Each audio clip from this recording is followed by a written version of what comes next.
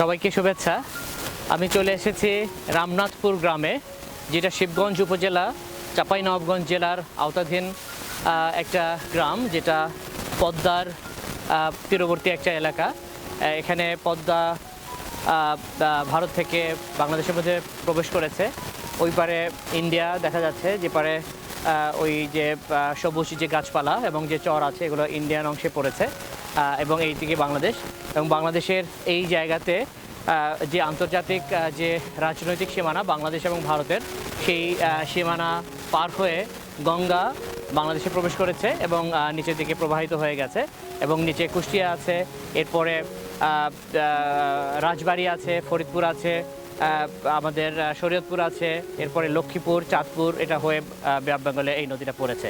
সুতরাং আমি অত্যন্ত আনন্দিত যে আমি এখানে যে জায়গাটাতে দাঁড়িয়ে আছি, ঠিক সেই পয়েন্টেই গঙ্গা বাংলাদেশে প্রবেশ করেছে।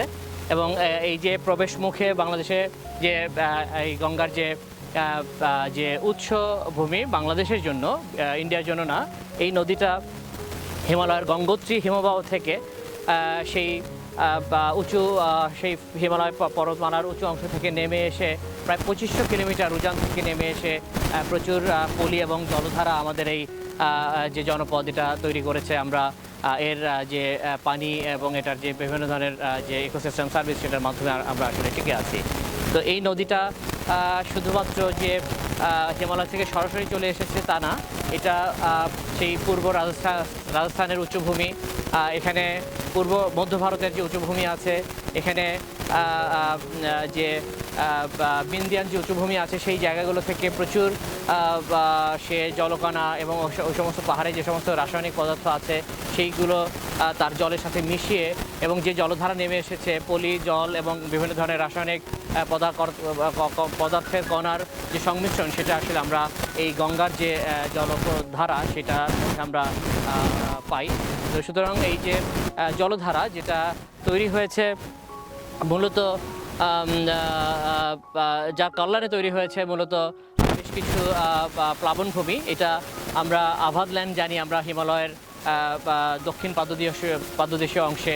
আমরা জানি উত্তর এবং দক্ষিণ বিহারের যে সমতল ভূমি আছে, আমাদের এই যে গ্যাঞ্জেস উপত্যকার যে সমতল ভূমি আছে, এই সব কিছুই আসলে তৈরি হয়েছে গঙ্গার এই পলি সঞ্চয়নের মাধ্যমে, যেটা বয়ে এসেছে বিপুল জলরাশির মাধ্যমে। এবং এখানে যে নদীগুলো নেমে এসেছে এই উঁচু পাহাড়গুলো থেকে, মধ্য ভারত এবং যে রাজস্থানের যে কথাটা বলা হলো, যে উঁচু অংশ, সেখান থেকে যে নদীগুলো নেমে এসেছে, এর মধ্যে গোমতী, যমুনা, এখানে সোন, সাই ইত্যাদি রিভারগুলো বেশ গুরুত্বপূর্ণ, এবং তারা তাদের যে জলপ্রবাহ সেটা অবক্ষেপ করেছে পদ্মা নদীতে বা গ্যাঞ্জেসে, উপরের পাটে আমরা যদি গ্যাঞ্জেসকে বলি।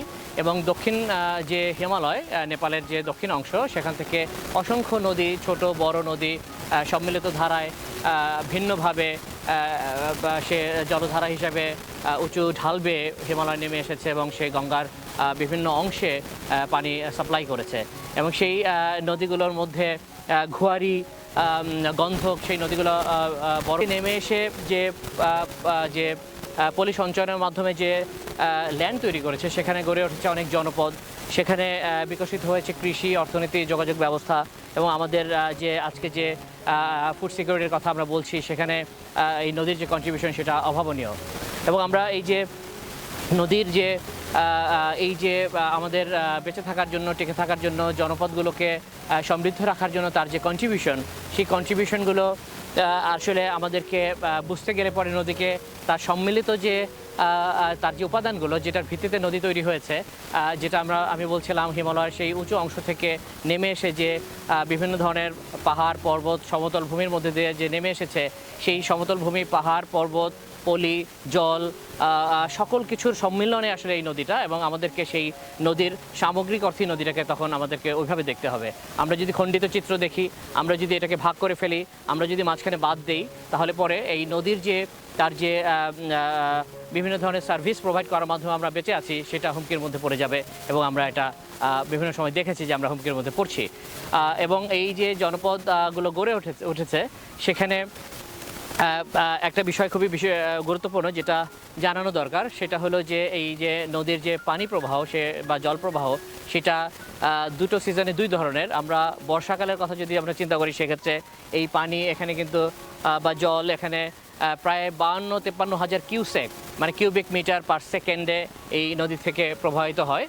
কারণ ওই সময় প্রবল বৃষ্টিপাত হয় আমাদের এই জনপদে। আমাদের এই যে ভারতীয় উপমহাদেশ আছে, আমরা যদি সেই গঙ্গোত্রী থেকে এ পর্যন্ত হিমালয় এবং আমাদের যে পাহাড়গুলোর কথা বলা হলো এবং এই বিহার এবং নেপালের যে দক্ষিণ অংশের যে সমতল ভূমি আছে সেই জায়গাগুলোতে যে বৃষ্টিপাত হয় সেটার কারণে এবং এর সাথে যুক্ত হয়ে অন্যান্য যে পাহাড়ি বরফ গলা যে জল আছে এবং বিভিন্ন পাহাড়ের যে ঝর্ণাগুলো আছে, সম্মিলিত জলধারার যে প্রতি সেকেন্ডে যে পানির প্রবাহটা সেটা 52-53 হাজার কিউবিক মিটার।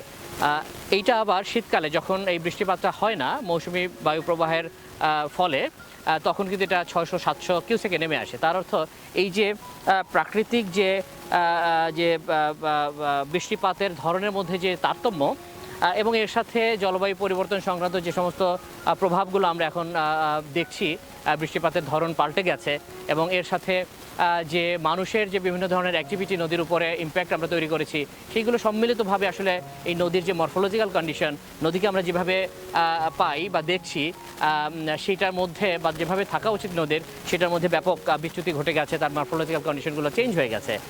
এর ফলশ্রুতিতে আমরা নদী ভাঙন দেখছি, বন্যা দেখছি, আমরা আরও অনেক ধরনের দুর্যোগ আমরা এখানে মানে অবলোকন করি। তো সুতরাং আমাদেরকে নদীকে বুঝতে গেলে পরে নদীটা তৈরি হয়েছে। সুতরাং আমি বলার চেষ্টা করছি যে আমাদেরকে নদীটাকে একসাথে একভাবে এবং তার যে সম্মিলিত যে কার্যক্রম সেটার মধ্যে দিয়ে আমাদেরকে দেখতে হবে। তো আমরা এই বিষয়গুলো নিয়ে নদীর বিষয়গুলোকে নিয়ে আমরা আলোচনা করব আপনাদের সামনে। বিভিন্নভাবে নদীর যে এই ক্রমবিকাশ, নদীর যে ইম্প্যাক্ট আমাদের বেঁচে থাকার জন্য এবং যেভাবে আমরা নদীকে নষ্ট করে চলেছি, যেখানে আমাদের কিছু দায়িত্ববোধের পরিচয় দিতে হবে নদীকে টিকিয়ে রাখার জন্য, সেই বিষয়গুলো নিয়ে আপনাদের সাথে আমি ফিরে আসব। আমি কথা বলছিলাম শিবগঞ্জ উপজেলা চাঁপাইনবাবগঞ্জ থেকে। ধন্যবাদ সবাইকে।